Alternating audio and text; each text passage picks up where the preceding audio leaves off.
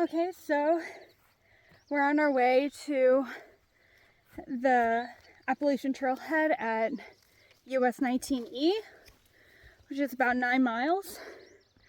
And so far we have what like I said yesterday, what I call bumps. So we have 2 bumps and then it's pretty much downhill from there.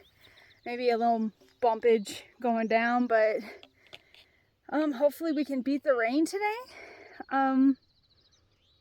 No promises, but at least we have a warm bed and dry bed to go to tonight. So that's encouraging if it does rain. So anyways, bye for now, and I'm loving these views today.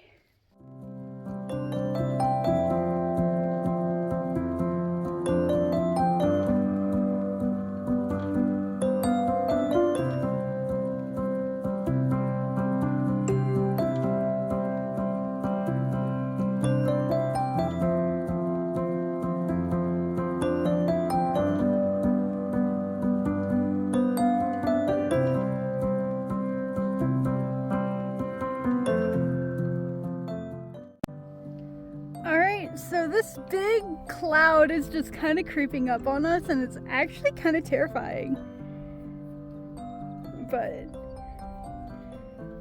it's so cool.